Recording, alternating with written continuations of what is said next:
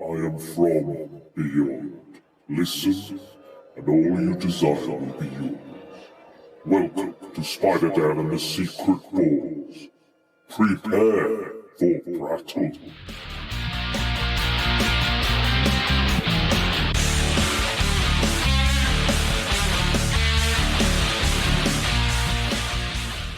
Secret Ball Stories. Welcome to Prattle World. I'm your host, the ever-amazing, ever-spectacular Spider-Dan, and in this podcast, I spotlight entertainment's best-kept secrets that a mainstream audience may find boring. And welcome back again, riding solo, and I'm here to talk top 5 Predator comics. So, franchise about hunting aliens who aren't really predators because they're more hunters. Yeah, so we're going to talk about them. Now, the other week I talked about the best kind of aliens comics. Now, I think Predator has not got as many really good ones, I'll be honest. I think with aliens, there's a lot, because it's set in the future, there's a lot more places you can go with it, more kind of stories you can tell. I think with Predator, it is mostly kind of mano y mano, or mano y predator, I guess. Kind of very macho, hunters, kind of those kind of stories. And I think some of the better Predator stories work when they are not purely just that. Obviously, there's a fair bit of kind of that within the films and within the last film, The Predator, they did try and expand it a little bit, make it more of a kind of a universe building type franchise thing, which worked or didn't work depending on how you felt about the film. I thought it was not amazing. There's stuff I like about it, but I didn't think it was all that good. But I think for me, like, the less resources the humans have to battle the predators with, I always find that more interesting. I know the first film, they've got these massive machine guns and chain guns and, you know, all this sort of stuff, and then eventually they lose it. But the best bit for me of the film is when Arnie's alone and he's having to mud up and he's using that human ingenuity and survival instinct to defeat the Predator, because the Predator loses all his weapons as well, and then it's just down to the two of them. And I think that's more interesting when the stories they have less ability to kill the Predator, but they have to come up with a way to do it, like traps or something like that. I really like the movie, and I don't mind Predator 2, and I liked Predators as well. I thought that was pretty cool kind of spin on the original movie. Apart from that, Alien vs. Predator is okay. The first one-ish has its moments. Second one, no. Thank you very much. So I do really like, I know I'm kind of saying that it's not as good as the Alien franchise, which it isn't, to be fair, but I think there's a lot of fun you can have with the Predator franchise as well, a lot of things. The comics really expand the universe as per the Alien comics. They really go in and kind of find new ways of telling these stories. But I think, again, they're mostly set in modern day, these stories. So, and I think they've kind of missed a trick in the movies by not making them like period pieces. Like, I would love to see a Predator film like set right in the middle of Vietnam during the Vietnam War, or, you know, or one set in like a feudal Japan. Something like that would be fantastic, and you'll see some of that within my choices that I've made here. I like the character, I like the design, I like the vocals by Peter Cullen of Optimus Prime fame, came up with the vocals. I think the design's good. I believe it was Stan Winston, I want to say. I'm pretty sure it's Stan Winston. And I like the kind of backstory that Jean-Claude Van Damme was going to play like a lizardy kind of alien chameleon thing, and then he quit and obviously was redesigned and stuff. So it's got a really juicy kind of history, and made even more fascinating when they did kind of include it in the Alien vs. Predator mythos, when they slammed those two franchises together. Big fan of those stories, and I'm going to look at them sooner or later. I just need to finish reading a few more just to kind of get a good gist of what they're best, because there's not as many as you would think with Alien vs. Predator comics. There's not as many as Predator or Alien to compare against, so it's a bit of a harder job for me. But yeah, let's get started. I want to talk top 5 Predator comics. So these are the ones you want to look out for. There'll be a few more honourable mentions as well, as per usual. But let's start here with number 5, Big Game. And this is featured in Dark Horse's Predator Omnibus Volume 2. Again, you can find these books online on Comixology, or you can buy them directly digitally from Dark Horse, I believe, as well. And you can find the singular issues, you can find the physical graphic novels. Take your pick. I prefer to get the omnibuses because it's got a few more kind of stories in there anyway. So this is a Big Game written by John Arcudi with art by Evan Dorkin. So this features a Native American soldier who struggles in the kind of military. He's, for lack of a better word, treated very poorly and, offensively. People are offensively racist to him because he's a Native American, and they make fun of him. And due to all these kind of issues and him not rising up in the ranks and him not being all he can be and not having the opportunity to be all that he can be within this kind of very white kind of military group, he's an alcoholic, and he has this huge kind of amazing kind of Native American heritage which is explored in these stories. It's really fascinating. One of the better bits or parts of this story, and it does come back in several other stories in the future as well. It's Corporal Enoch Nakai is his name. He kind of, when he got to a kind of age, he's like a teenager.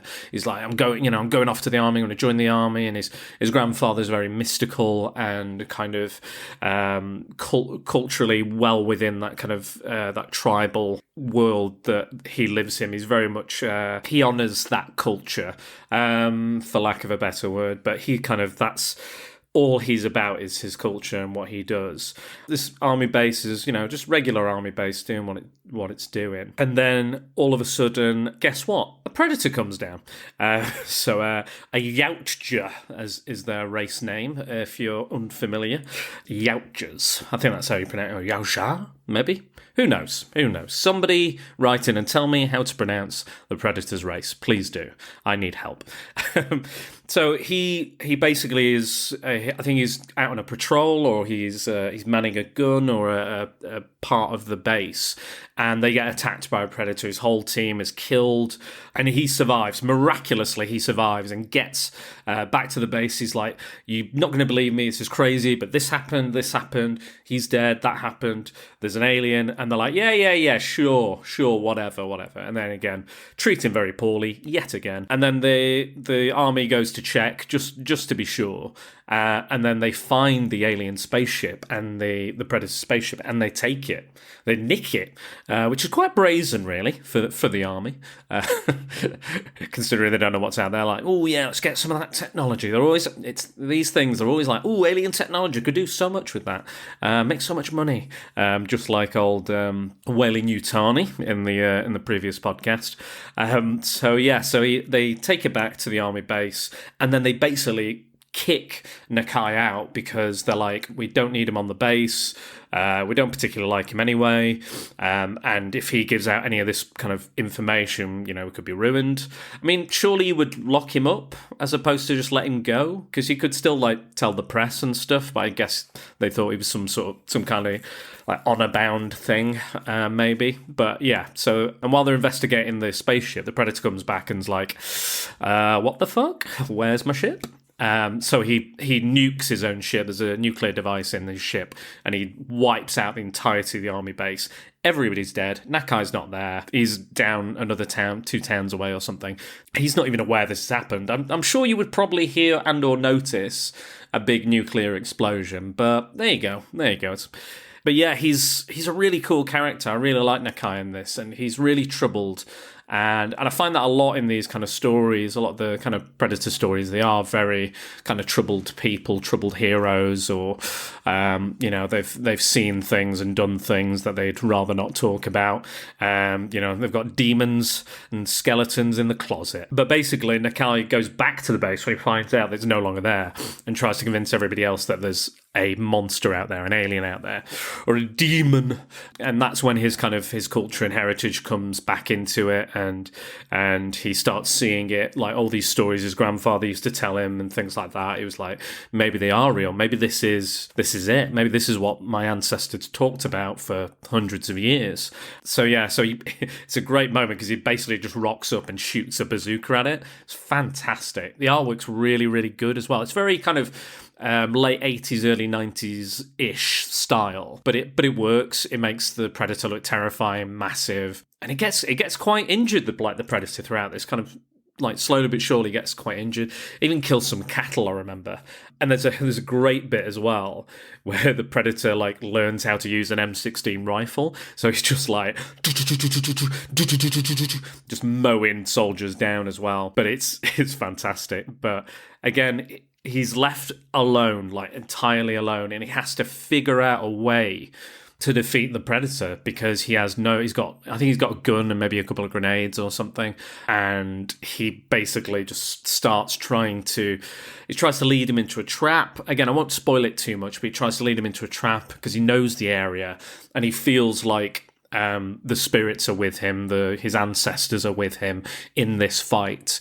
It is hunter versus hunter. Again, the hunter has become the hunted in this story. But he's a really cool character, and it's really nice to see, again, like I talked the other week about Daniel Moonstar. It's great to see kind of Native American representation in comics whenever we can get it. And it's really quite a good book, and he's a Navajo, so he comes from like the Navajo tribe of Native Americans, and honestly, that's probably why this story I find it more fascinating because it's a culture that I'm not that versed with, and I think that makes it all the more interesting for me.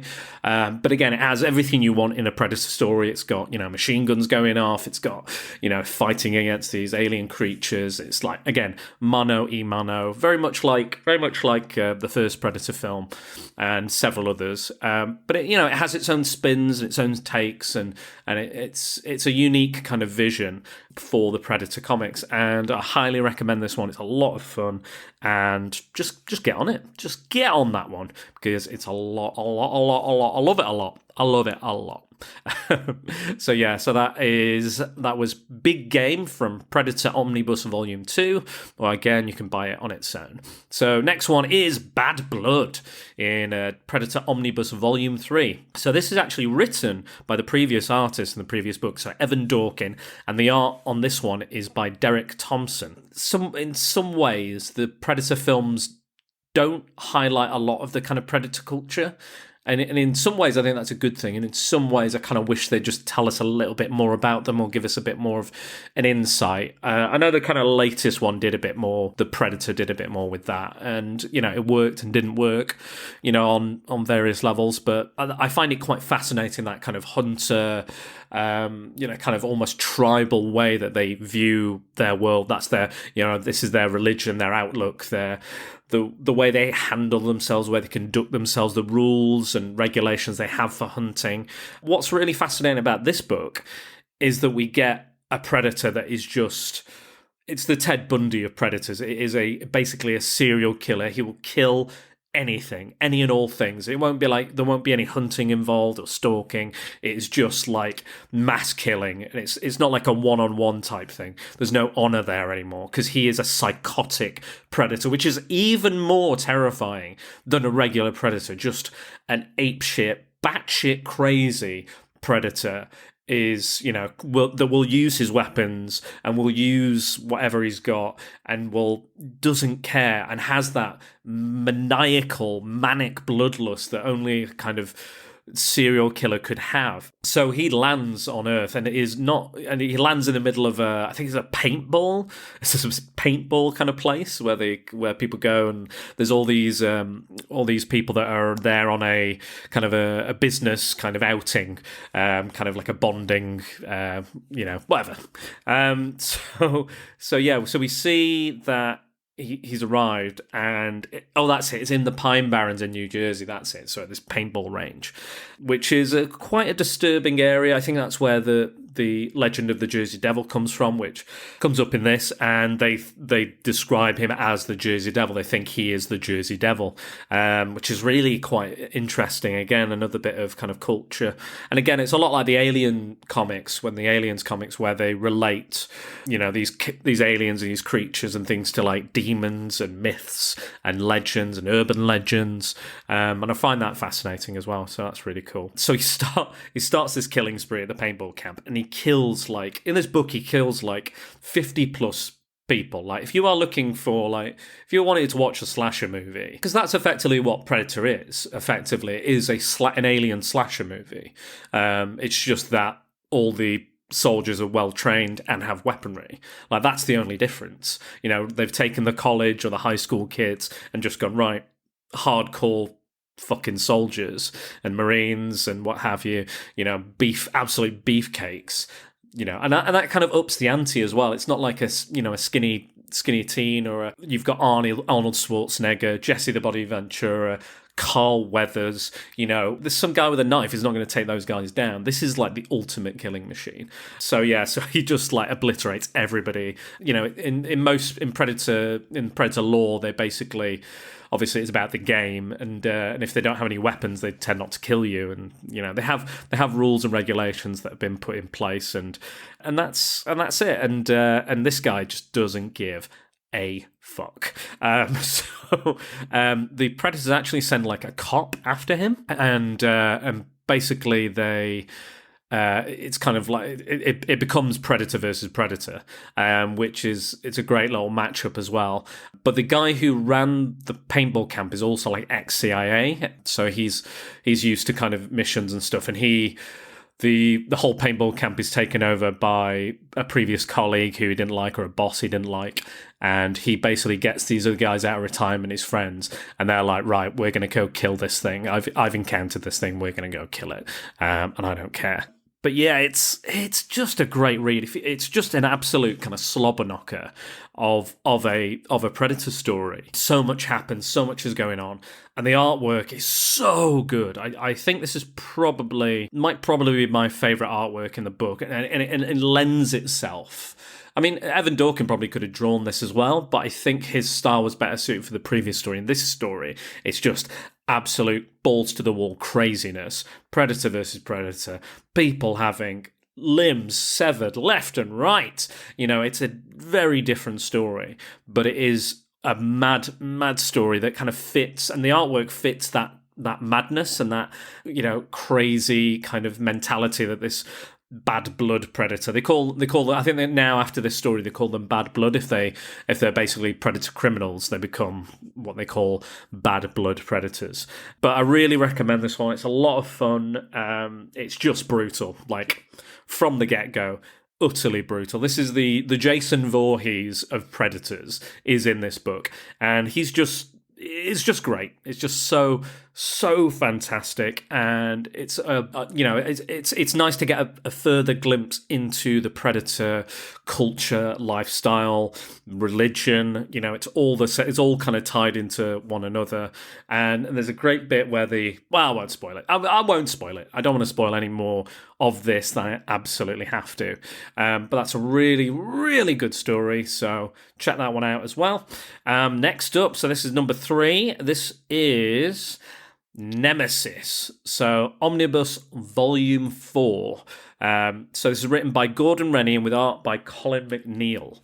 So, you know what I was saying about the kind of they should, you know, take it back further in history, go the opposite way with the Predator movies, you know, like an X-Men First Class type thing, you know, put it as a period piece, you know, that is where you go. I think that is the idea. That's the same way I feel about James Bond, because he's, you know, there's problems with James Bond. You know, the original writer, he was never meant to be likable. He's meant to be a womanizer. He's meant to be a bit, you know, not a great person. I think he would fit better back in the 60s if you did a series of James Bond films. I think that would work better, because we would understand why he's such an arsehole, because that's the culture he grew up in, the way he was, you know, believed. He's a killer, you know.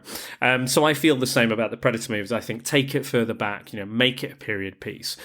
So in Predator 2, we see that the Predators have been visiting us since 1718, which is a comic book actually that almost made the list. In the finale of Predator 2, Danny Glover's character is handed a gun from 1718, effectively saying that we, the Predators, have been coming here to Earth since then. We've always been here.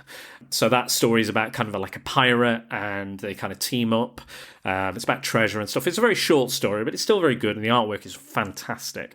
So search that one out as well. But So they've been coming back way, way, way before, the 1980s or whenever that story is set. This is set, believe it or not, in Victorian London. So the Diogenes Club, I'm not sure how you pronounce that, basically ask a former soldier, Captain Soames, to hunt down a serial killer named Spring-Heeled Jack, which is, I believe, based on a kind of myth as well, or kind of very much Jack the Ripper type thing.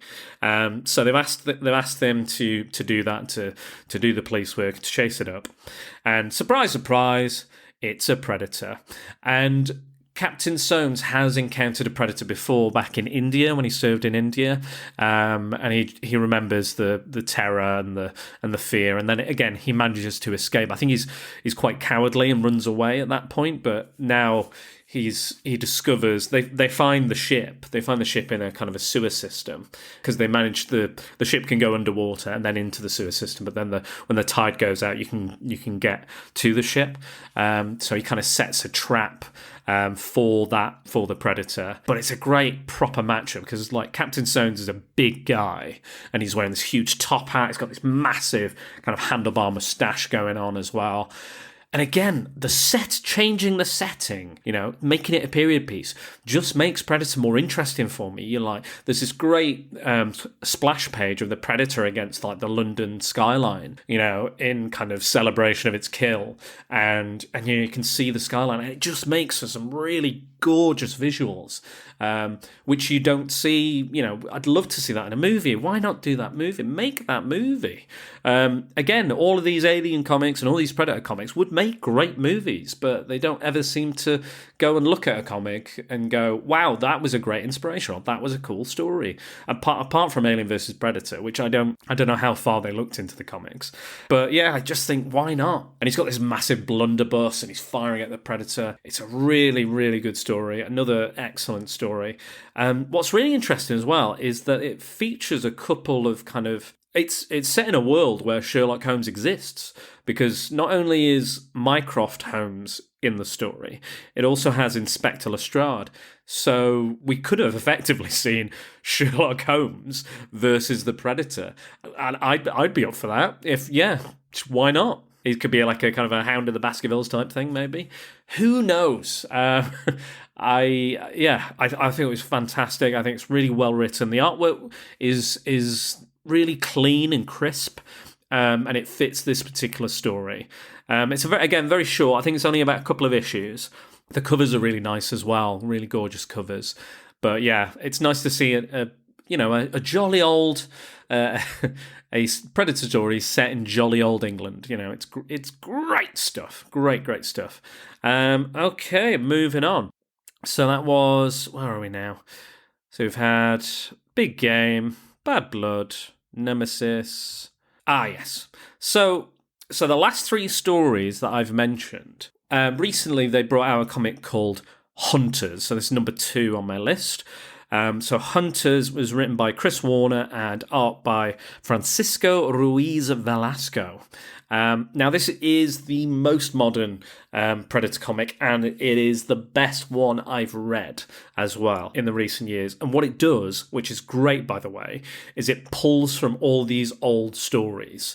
The ones I've just mentioned, all of those characters, in some way have something to play within this story. So for example, Enoch is back, and one of the survivors from Bad Blood is there. And also we have the descendant of Captain Soames. Basically, all have decided that they want to hunt predators. They want to be the hunters. They are going to hunt them down. And Nakai's a bit like, because they go to Nakai first and they're like, I'm not sure, I'm not really a soldier anymore. I defeated that thing, but it was a long time ago. They kicked me out of the army, and I was only interested in killing those things. Everybody else wanted the technology and all the other stuff, like to make money or to do something else or to make a profit out of it. And these guys are like, no. If we take the technology, it's purely to kill more of these things.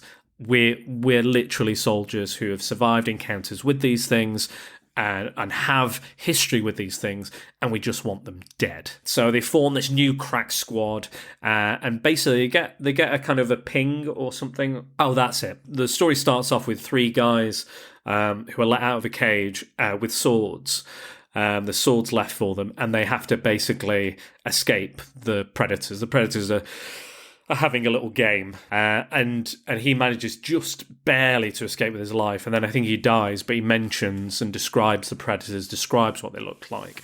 So then this new crack squad head over to this Hawaiian island, and they go over to the island that's next to it, which is inhabited by people, inhabited by a group of people, but there's something not quite right about this group of people, and their link to the island, their link to the predators, is slowly revealed. Again, I don't want to ruin this one too much because it's quite a recent one as well.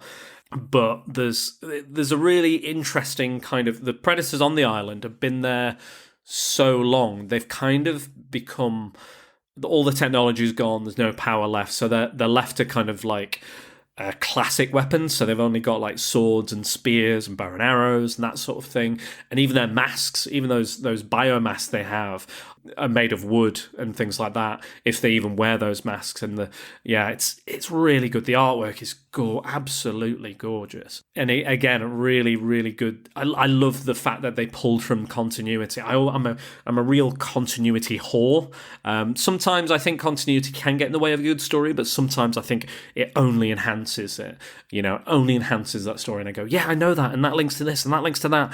I'm a massive fan of that. If you can pull from something that I've read prior, or that's what I think is so wonderful about comic book universes, is that anything can happen, anything could have happened, you could reference anything at any time, you can pull characters out of obscurity, you can put them back. That's why I love comic books so much. There's you can tell literally any story within that framework. I mean, it's the same with novels, I know, and various other things, but it's very rare that a novel series would get to the point where every other novel will interact ever. Even Stephen King hasn't done that. He's had a bit of kind of teasers and crossovers and stuff, but that very rarely happens in a novel. But yeah, so this is the most modern story. If you're looking for like a modern story to go with, this is the one for you. It's called Hunters. I know there's a sequel, and I think a third one has just come out quite recently as well. Again, I've not read those, but I definitely will. I'm going to get them next time they're on sale, or I can find them. I will be getting those, and it's so good. And again, it's like a nice spin. Again, it's not strictly mano a mano. Again, it's got something different about it, and I think you've got to play with that. If it's just like another modern day, a man fighting another predator, yeah, I know, I've seen it, but add some more story elements, make it more interesting, do something else with it, and I think all these stories do that. And my final choice for Predator Comics. So this is Hell Come A-Walkin' from Omnibus Volume 4. So this is by Nancy Collins and with art by Dean Ormston. Again, another great story set in a different era. So this is set in the American Civil War. So you've got a group of Confederacy and another from the Union, and they are currently trying to basically move a cannon into position, but they're having to take it through some like marshland and stuff. And then they realise that the other group of soldiers is there, and then they start shooting each other and fighting, and they start hiding and kind of waiting each other out, hoping that one will give up sooner or surrender or something. But then all of a sudden, the Confederate army sees the Predator and it sees it kill one of their teammates, and they come in, with open arms to the Union soldiers, and they say, right, I know we've got our issues, I know we don't agree, but there's something worse out there. There is something worse. There is literally a devil out there. The devil is out there and he wants our souls. And it's really, really good. Again, another quite short story, like relatively short, but all the characters are really well fully formed. Like they've all got their own issues. They've all got their own reasons for joining, the Union or the Confederacy. their backstories are really fascinating. Like one of the Confederate soldiers had the Union soldiers did some awful stuff to his father and his brother that made him join. Some of the language might be offensive to some people. It's quite sensitive topic. Obviously, a lot of racial slurs are thrown about, but obviously that is of the time and it's of the era. But I can understand if people would take issue with it. But this is a very good story, and again, this could be a movie so easily. This would make such a great movie. It's just, I don't know. I think this is my favourite one. I have to admit, this is my favourite one because it's just got a lot of elements. It's got enemies coming together. It's got the historical aspect. It's got these demonic backstories or these urban legends again describing what the Predator could be and seeing what he looks like. But there's a black soldier and the Confederate soldier. Basically, the leaders of both sides, and even they come to a kind of mutual understanding, even though obviously there's a lot of bad blood between them. Yeah, no pun intended. That makes it all the more interesting, and they have to work together to kill this thing, and the artwork is so dark and foreboding, and it's like a kind of backwards horror movie, but it works so well, and it's fun, and I couldn't put this one down. I really couldn't. I really, really enjoyed this one. Fascinating read. I just really liked it. All these stories are great. Again, I don't want to spoil it too much because I think people should go out and read them. All of these are great. Really, really fun books. Again, I wouldn't say that there's as many decent stories as there are for Alien, but again, still a lot of fun can be had, and you can get a lot out of it. Okay, I think I'm pretty much done with that. Again, I know I went on a bit longer with the Alien comics, but I think there's a lot more I can say, and I like them a hell of a lot more than the Predator comics. Again, I love these. Don't get me wrong, I love these, the ones I've picked. But again, I feel like a lot of them are kind of missing something. That there's something about the Alien franchise it's just grander in scheme, it's grander in ideas, there's more to it. And again, I think there's potential to do with the Predator series, sort of, but it's not been... They've not dug deep enough for me just yet. But I'm going to go through a few honourable mentions. So I'm going to mention Dutch's brother in the first three series, kind of mini-series that the Dark Horse produced about Predator were Concrete Jungle, Cold War, and Dark River. Now, these all feature Dutch's twin brother. He's the hero of that story. And he's trying to find out what happened to his brother. He digs deep and he finds that there's aliens. The first one is set in a city, and I think there was a lot of inspiration taken from that and used in Predator 2. Cold War, the Predators crash land in Siberia, I think. And they don't like cold weather, and that's kind of where that idea was put in place. And then Dark River takes him back to the scene and the area of the first movie. I'm blanking where that is in the film. And that's in Volume 1. That's pretty much almost the entirety of Volume 1 of the omnibus for Predator. Invaders from the Fourth Dimension is another. This one came really close to being included. It's set in the 50s, and basically there's a movie coming out called Invaders of the Fourth Dimension, and it's all very gimmicky. It's very William Castle inspired. So he used to have all the gimmicks like vibrating chairs and smell-o-vision and all that sort of stuff. He used to do all those kind of things just to get people butts on seats. And that's what happens here, basically. It's all about this child takes these 3D glasses from the movie, because it's going to be a 3D movie, and wears them all day. And he turns out these 3D glasses. It's a really fun story. It's stupid. It's probably not everyone's cup of tea, but I really enjoyed the setting of it. Again, setting it in the past. Do it. And the 3D glasses he can see a cloaked predator. So visually he can see the Predator when he's cloaked. So nobody else believes him, and there's just people like he's just running away from the Predator. And I think he managed to steal some grenades from the Predator as well.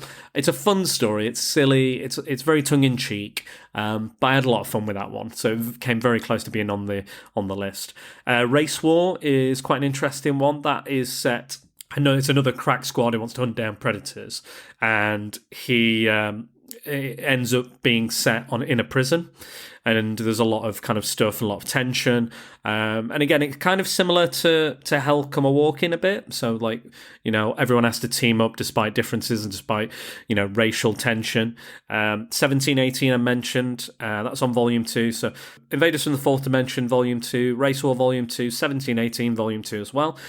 Kindred's an interesting one. It's kind of about a kid sees his abusive father get killed, and then he wants to kind of almost become the Predator, starts dressing up like him, and then another one turns up and he kind of has to kill it. That's his thing. He feels like he has to kill it.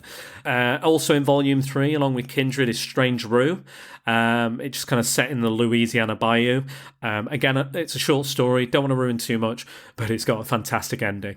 And the final one, I don't really like to include crossovers in these lists since I'm talking purely about Predator, but I have to mention Batman versus Predator is probably one of the best crossovers, along with RoboCop versus Terminator. Batman versus Predator is just fantastic. It's one of the Kuberts draws it, and it's written by Dave Gibbons, so it's going to be good. Just like the one of the Alien books, Salvation, that we talked about last time. Fantastic, really, really, really good. I don't know what much more I can say about this.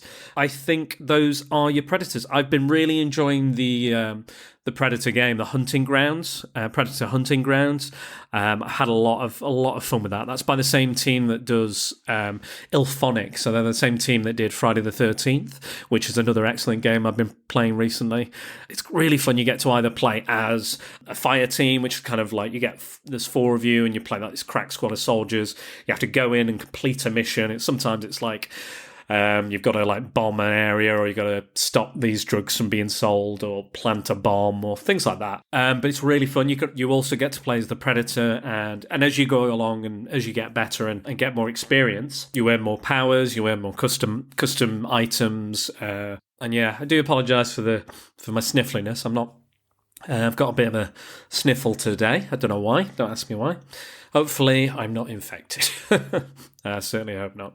But yeah, so that's a really fun game. I recommend it. It's all online. If you enjoy playing online, it's cool. But yeah, you get to use Old Painless. The music's there. You get a sense of it. You're in the jungles. You use mud to cover yourself and hide yourself from the Predator. You can use. The only thing it doesn't have is like. It's like a Little Richard song, which I really would have liked if it still had. It's not Good Golly Miss Molly. It's the other one. I think that would have added to it more. But yeah, you get the hats and things and the various items from various films. Again, you can customize your Predator. You get some really cool masks. You can look at. You've got different types of people as well. You can play as like a scout, or recon, or a support, or just a general kind of infantry trooper. It's the same with Predators. So if you're a scout, you're a little bit quicker, but you've got less health. If you're like a tank, you've got more health, but you can't move around as fast. Customize, you can have a female Predator, you can have a male Predator, female soldier, male soldier. You can change everything about them. Mask, skin, different face paint, hats, balaclavas, masks, you name it. You've got a whole kit and caboodle. Loads of great weapons like M50s, chain guns, sniper rifles, pistols, machine guns. A lot of fun, and yeah, it's a blast. It's a blast. I really recommend it as a game. I think it's a lot of fun. It's not the best shooter technically, doesn't look the best, but it's just fun. It's just fun, and it's quick and easy. Most missions are only about 20 minutes. I think the time limit is about 20 minutes. Playing the Predator is tricky, but it is good. Once you get a kind of handle on it, I need to play as the Predator a bit more. But I've been more interested in kind of upgrading the weapons and various. You can't upgrade your Predator weapons. You can only customize your body and the way you look. You can't really upgrade the weapons. You can change the colour of the weapons and the shading of the weapons, but it's really, really fun. And obviously, so you get all the elements of those classic Predator films, especially the first one. You play the team, and again, you've got all the music, you can hear all the sounds. All the sounds are so good as well. You've got the noises of the Predator, you've got the noise of the cloak coming on and off, the thermal imaging going on and off. Great stuff. It's an absolute love letter to those films. So and that's kind of what inspired me to look at these comics again. Like I said in the last one, playing Terminator, playing this, playing Alien Isolation as well, really inspired me to get back stuck into these. And I hope you guys get stuck into them too, because I think they are really good. They're really, really good books. Again, all those other honourable mentions are just as good. I wouldn't mention them otherwise. Get stuck into those as well. But those 5 I've mentioned, check out maybe the Hunters 2 and 3 as well, because I know I will. And I'm going to come back. I'm either going to do Terminator. I think I'll do Terminator next, and then give us a little break from the Alien stuff, and then come back with Alien versus Predator. I've got a few more things. I'm currently off at the moment, so I'm going to try and get maybe 2 podcasts out a week at a push. Maybe one with a guest and one by myself. So we'll see. But I'm keeping well. I hope you guys are staying safe.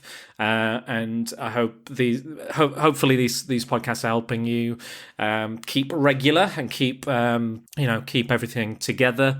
If you need to talk, or you want to request anything while I'm off, do it, and I'll try my best to try and jump on that and do something. I've got a few coming up. I've got quite a few kind of top 5 videos coming up, so we should have a lot of fun with those. I'm doing a lot of comics-based stuff because I haven't done a lot of comics-based stuff for a while, and you know how much I love comics. And the dying industry. Hopefully it doesn't die. I'm sure it won't go away forever. Perhaps amid all this, we may only get digital comics from now on, potentially, which would be sad, but I would understand if that was the case.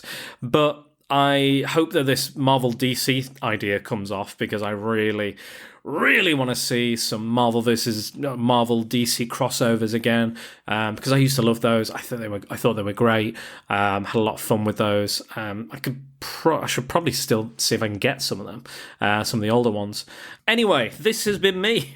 I've talked far too long about Predator and stuff and all this other stuff. But yeah, keep good, guys. I'll keep doing what I'm doing, because if I didn't, I'd probably go a bit mad, sat in my house all this time.